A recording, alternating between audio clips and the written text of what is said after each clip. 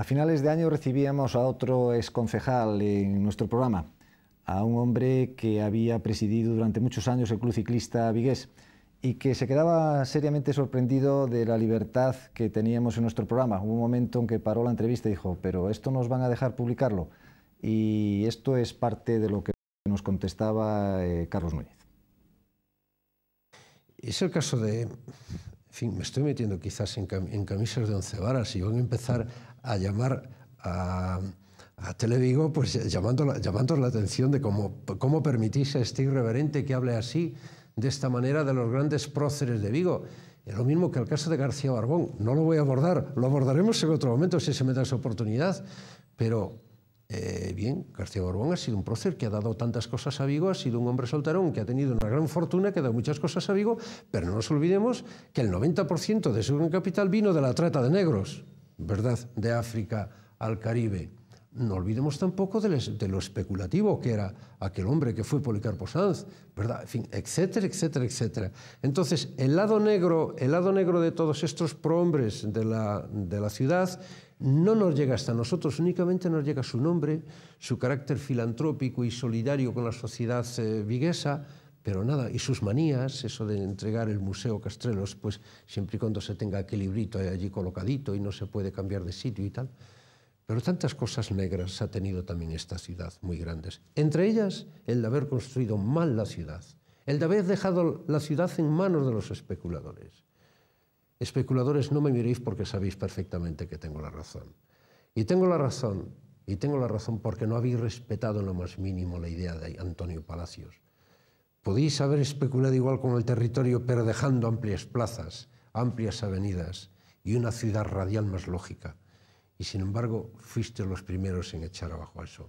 Y sin embargo, fuisteis los primeros en haber creado grandes pantallas en la travesía de Vigo. La culpa no es vuestra, la culpa es quien os ha dado la licencia. Y tantas otras cosas. Perdonadme, no me estoy metiendo con ninguno en particular, pero sí con todos en su conjunto. Chus Lago nos hizo ponernos al día en el mundo del montañismo. Y la primera entrevista de vela era obligado a hacérsela a una persona con una trayectoria impresionante. Coincidía conmigo en que los dos habíamos iniciado nuestra carrera futbolística en el Rápido de Bouzas. A partir de ahí la trayectoria de Cholo Armada fue impresionante.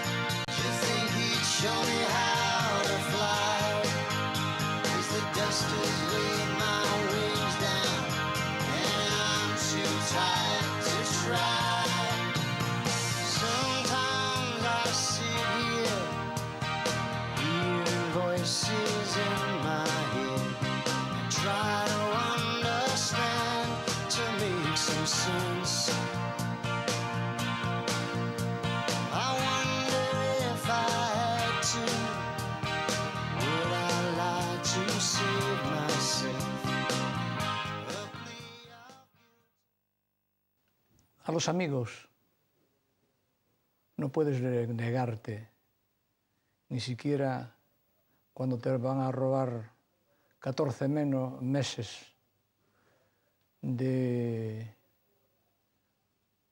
entrega a un encargo ilusionante, pero que difícil de cumplimentar. Pero como contrapartida es no haberle fallado a un amigo o a alguien que te propone algo, en principio, que si decides con la cabeza no lo haces, pero al corazón no hay que darle rienda suelta. para hacer bueno el que la amistad está por encima de todo. Entrañable entrevista con un gran personaje, con Cholo Armada. Y nuestro siguiente personaje de formación del puesto de portero es un personaje, Santiago Cañizares, que yo creo que vivió sus mejores momentos deportivos como portero aquí en Balaídos y que nos comentaba esto y nos hablaba muy bien sobre cómo es la presión en los porteros.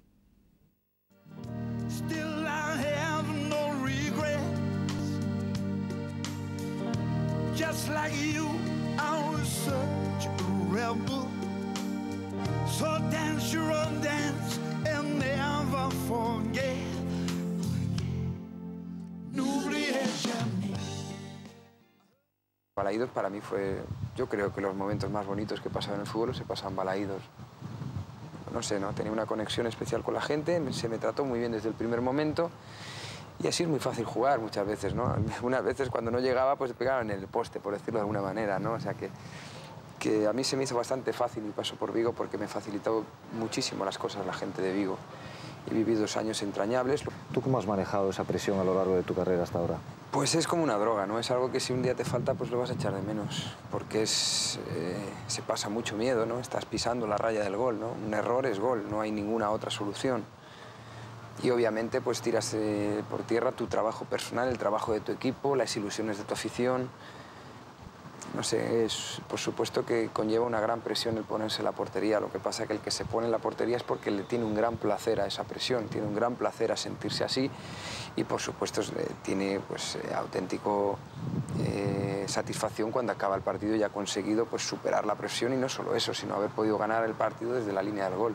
Está claro que somos unas personas especiales porque, bueno, yo creo que es una profesión que no se elige normalmente, ¿no? Yo creo que es algo especial y, bueno, pues cada uno tiene su personalidad, cada portero, y yo creo que ninguno pasa desapercibido, ¿no? Llamarle locura, pues todos tenemos un punto de locura, pero no solamente los porteros, cada persona humana pues tiene algo que le diferencia de los demás y que no lo entienden algunos, ¿no? Pero yo creo que lo que sí que determina la personalidad de un portero es que es diferente, ¿no? Es una persona diferente, una persona que, pese a jugar en equipo, pues hace su trabajo y es un especialista, ¿no? La siguiente entrevista fue una de las entrevistas que más reconocimiento tuvo, que más les gustó a todos ustedes. Una entrevista muy larga con uno de los personajes más importantes que ha tenido el deporte español en los últimos años. Un hombre que cambió el mundo del tenis en España. Con la televisión y con sus hazañas, el tenis se convirtió en un deporte de enorme popularidad. Le fuimos a visitar en su club en Marbella. Allí hicimos una entrevista también muy larga, tan larga que al cámara se le acabaron primero las baterías y luego las cintas y nosotros podíamos estar allí sentados hablando de tenis durante varias horas. Manolo Santana.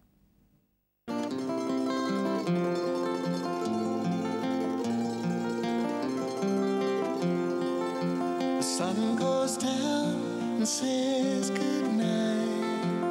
Pull your covers up real tight. By your bed we'll leave a light to guide you home to dreamland. Your pillow's soft, your bed is warm.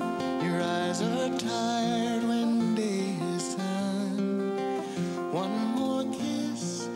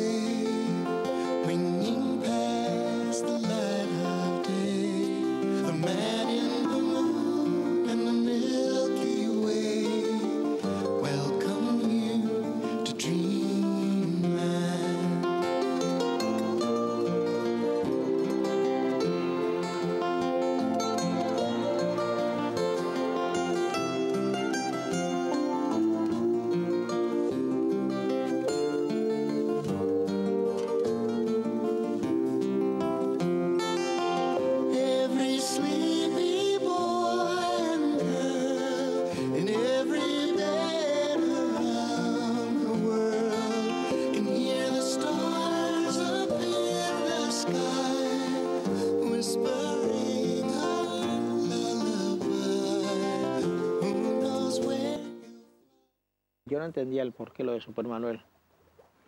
Pero el país en esa época necesitaban de gentes como yo.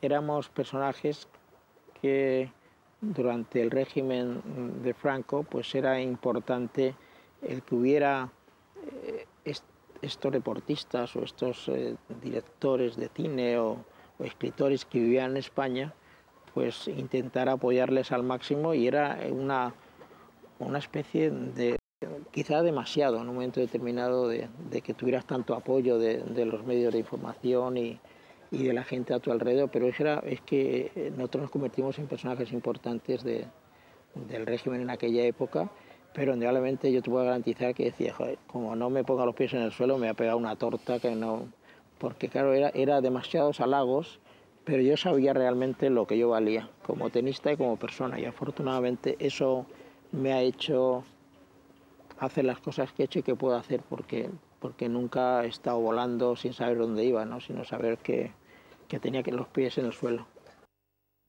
Manolo Santana, un hombre que ha recobrado el protagonismo, el primer plano en el mundo del deporte, en el mundo del tenis, como director del Super Serie del Masters de Madrid. Y el siguiente personaje es una entrevista de las más difíciles que tuve que realizar. Primero en tomar la decisión de realizarla y luego en realizarla, porque no es fácil hacer una entrevista a mi propia hija, pero consideré que debía hacerla porque era la primera deportista que había experimentado el ir a estudiar a Estados Unidos con una beca deportiva.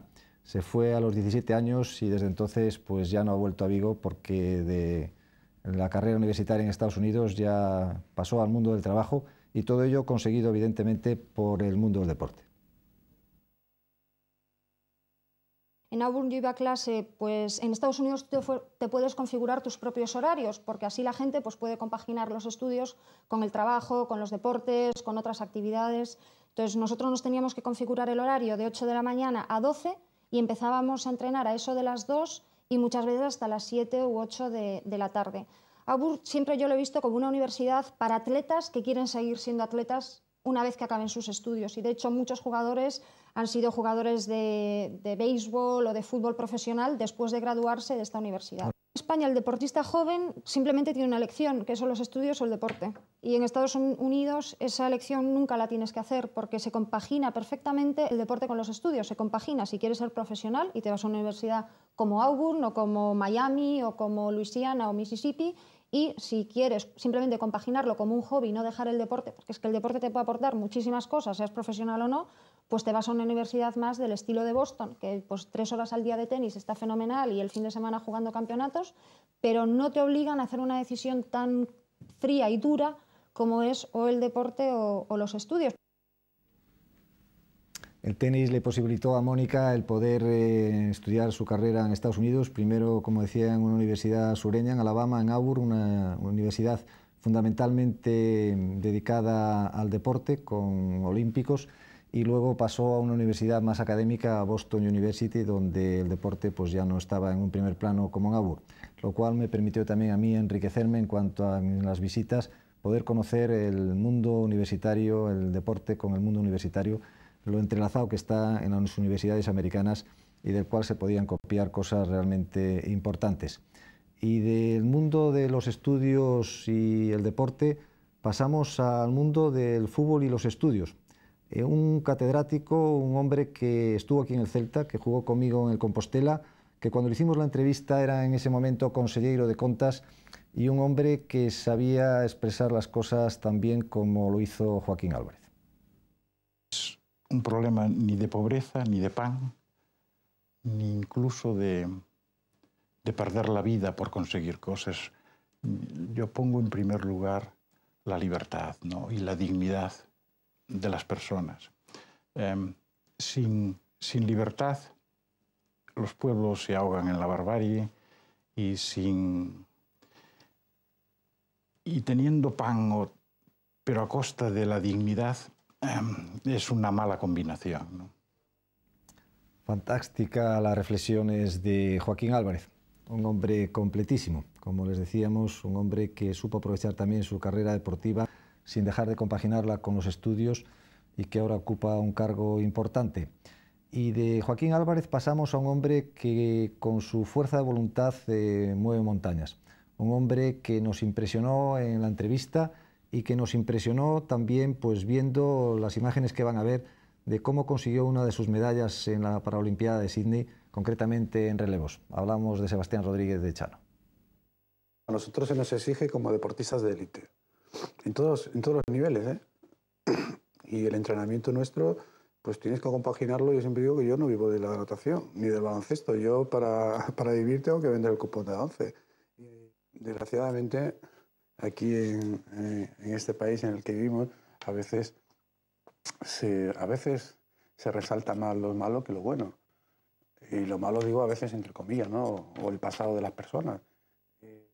Es algo que no se puede describir, eso hay que vivirlo, ¿no? O por lo menos verlo por la televisión, ¿no? Ver que estás ahí en el Aquati con 17.000 personas, aparte, o sea, de público. Luego, pues aparte todos los técnicos, nadadores que están aparte, ¿no? Pero 17.000 personas, mirar para arriba y ver toda esa gente que están mirándote a ti ahí, pues la verdad que eso... tienes dos opciones, o yo siempre decía lo mismo, digo, batía récord o me hundía, porque la presión era muy... Los espectadores viendo precisamente cómo llegan al último relevo, ese es el brasileño, ¿no? El que iba en cabeza, ¿no? El Silva, que me trajo loco durante un año. La diferencia tan tremenda que hay con el tercer clasificado, que es el equipo de España, y en la cual ahora mismo es cuando tú saltas a la piscina, ¿no? Ahí va. Y realmente es que es impresionante la velocidad con la que mueves los brazos. Sí, es que no teníamos muchas opciones, ¿eh? Ahí sabíamos que íbamos a por todas, entonces ahí era no respirarlo. Pena que, como no iba el primero, pues no te saca la imagen, pero si te das cuenta, yo ahí creo que cogí aire una vez solamente en 50 metros. Sí, es que... Entonces ahí decir, bueno, ya tendré tiempo de respirar cuando llegue al final de la piscina, y ya ves que no levanto la cabeza una vez, creo, como mucho. Ahí ya sabía que lo había pasado, ya iba peleándome como el agua, como dice el entrenador. Ahí ya me estaba peleando con el agua porque el esfuerzo había sido tanto que ya estaba un poco exhausto. Yo creo que lo importante es tenerlo claro. La cabeza yo creo que mueve montañas, ¿no? Si tú crees en una cosa y crees firmemente, yo apuesto. Cuando creo en una cosa, apuesto por ello. Y luego, si no vale, pues hay que dejar. Pero en principio hay que apostar por las cosas. Y en esa prueba... En este caso apostaste por el deporte, sí, al 100%. Yo creo que el deporte ahora mismo es una etapa de mi vida, yo creo que muy buena, por no decir la mejor. Yo creo que puede haber más. De las entrevistas más arriesgadas que hicimos, sin duda, fue la que le realizamos a Eusebio Sacristán y a Alberto Giraldez a primeros de enero del 2001. Estaban en Valladolid, Eusebio como jugador y Alberto Giraldez como preparador físico. Salimos el mismo martes para hacer la entrevista a la hora de comer. Allí nos esperaban en el Estadio de la Pulmonía los dos entrevistados. Y allí realizamos la entrevista, una entrevista realmente fría, porque hacía como 0 grados, no había calefacción en aquel momento en el estadio, y la verdad es que fue una entrevista realmente difícil, tanto por la premura en ir y volver en unas condiciones meteorológicas de invierno, como por las circunstancias que rodearon la entrevista con un caballero del deporte como es Eusebio Sacristán, un hombre que en su día de vacación estuvo allí para hacer la entrevista, un hombre que llevaba en ese momento el récord de partidos jugados en primera división como jugador de campo, y un Alberto Giraldez siempre interesante para entrevistar. Para jugar, que a veces nos equivocamos los técnicos y entrenamos para entrenar. Bueno, ahora están mejor, no, están mejor si juegan mejor, y juegan mejor si tienen mejor condición o si tienen más conocimientos. Entonces yo creo que echar un vistazo siempre desde fuera y observar el tiempo y repartirlo bien y adecuar los entrenamientos a la competición en sí es un punto principal, y es el punto de partida nuestro de los preparadores físicos, ¿no?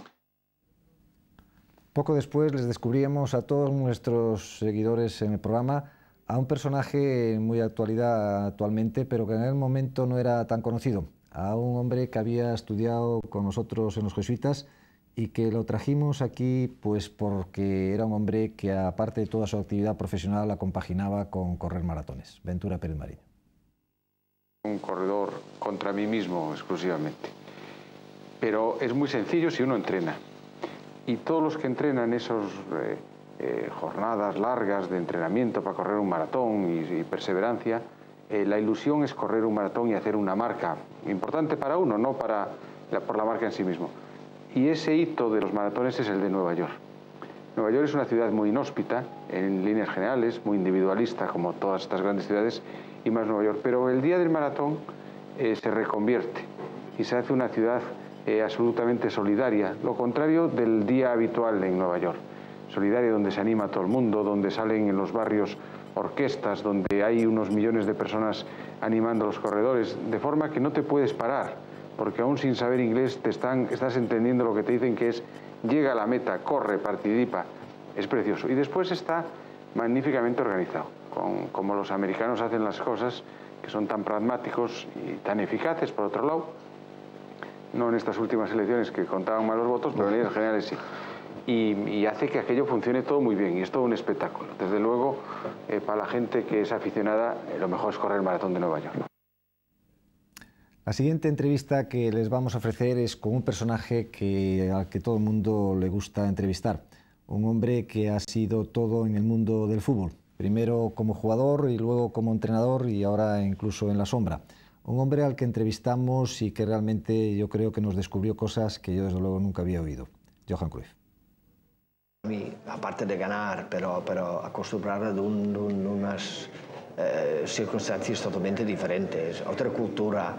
En esta época de Franco, catalanismo, todo eso lo conlleva, es una experiencia enorme. Y este es básicamente lo que me ha marcado siempre en mi vida, estar en un sitio donde te encuentras a gusto y sacar un máximo provecho de esto. Muchísimo. Y yo soy uno de los pocos, o quizás muchos, no sé, pero no haces una cosa por hacer. Siempre hay alguna razón, ¿no? Entonces, yo estuve 2 años en el Washington Diplomats, que era el equipo de Madison Square Garden, la empresa más grande dentro del deporte, y ahí he aprendido más o menos lo que es la empresa deportiva, para decirlo así, como ellos lo miraban y qué hacían, no sé qué. Para mí es como he estado en la universidad más grande, más importante, 1 año y medio. Entonces, y ahí escuchas, miras un poco lo que te irrita, lo que te gustaría, y después un conocimiento financiero, entonces ya te abres un mundo. Y para decirlo verdad, el porcentaje es difícil, pero yo creo que el 75% de lo que he aprendido ahí he puesto en práctica en los momentos que estuve en Barcelona como entrenador, ¿no? Sí, porque estuve 1 año y medio, algo así, en el Ajax, las cosas iban bastante bien, y de repente, por cualquier razón, ahí la Junta decidió que soy viejo. Yo, vale, no soy yo más joven, pero si estoy viejo para fútbol, eso decido yo. Entonces dicen aquí, no sé qué, no sé dónde, y digo, bueno, si no quieres me voy al contrario más grande y te enseño cómo funcionan las cosas. Y ganasteis la Liga y la Copa. Sí, pero más bien por rabia. Pero jugaste un año impresionante, porque yo he visto vídeos de ese año y marcaste unos goles. Antilógico por completo, porque yo creo que de los 34 partidos de Liga he jugado 33. Fíjate, con 37 años también es absurdo. Yo creo que muchas veces cuando lo tienes dentro ya sale algo que es más fuerte que tú mismo. Nada, para nada, pero lo odiaba. ¿Sí? Y cuando el Ajax no iba bien en cierta época, entonces, como siempre, vienen muchos críticos y entonces dijeron que los futbolistas de hoy son un desastre, que esto, que el otro. Y yo, en un momento sin demasiado cuidado, he dicho, mira, aquí lo que estáis hablando es de locos, porque hay mucha calidad. Yo pienso que hay mucha calidad futbolística. Y en este momento un mes más tarde, venía la presidenta del Ajax y dice, mira, si tú piensas que ahí hay tanta calidad, hágalo. Ahí lo tienes. Y ahí me picaba y por eso lo he hecho. Pero fíjate, si ahora después, en la época de Van Basten, de Rijkaard, de Koeman, y todo, ¿cómo es decir que no que tiene calidad? De Gullit, de Müller, no sé cuántos jugadores, pero tanto calidad, ¿cómo puede decir que no había? De un Johan Cruyff que nos descubría que él al principio odiaba ser entrenador y que solo el presidente del Ajax le había picado a meterse en el mundo del fútbol en esa faceta. A una persona la más laureada en el mundo del deporte femenino español, Arantxa Sánchez Vicario. La entrevistábamos en abril del 2001 en Oporto, en el Porto Ladies Open. Venía de Miami y curiosamente venía con su entrenador, con Antonio Hernández, que es una persona a la que no le gustaba viajar en avión, pero venían de Miami. En aquel momento le preguntábamos por su vida privada, por su matrimonio, y nos respondía lo que van a ver ustedes a continuación. Sin embargo, al cabo de 1 mes o 2 meses, se rompía ese matrimonio y Arantxa Sánchez Vicario entablaba una relación con el que aparece en las imágenes, con su entrenador, con Antonio Hernández. Una persona que ya tengo suficiente a nivel de famosa de tenista, ¿no? Entonces me gusta llevar mi vida privada con mucha discreción y bueno, pues he podido combinármelo, gracias a Dios, pues bastante bien, ¿no? Pero bueno, ahora me he casado y bueno, soy una persona pues que bastante contenta, ¿no? Por el hecho de que bueno, pues los dos trabajamos e intentamos estar el tiempo máximo posible juntos. Lo único que es bastante complicado también porque los dos tenemos nuestros trabajos y es un poco difícil, pero bueno, estoy encantada y sobre todo bueno, sé que hay una persona que me está apoyando y eso también te ayuda pues para darte más estabilidad.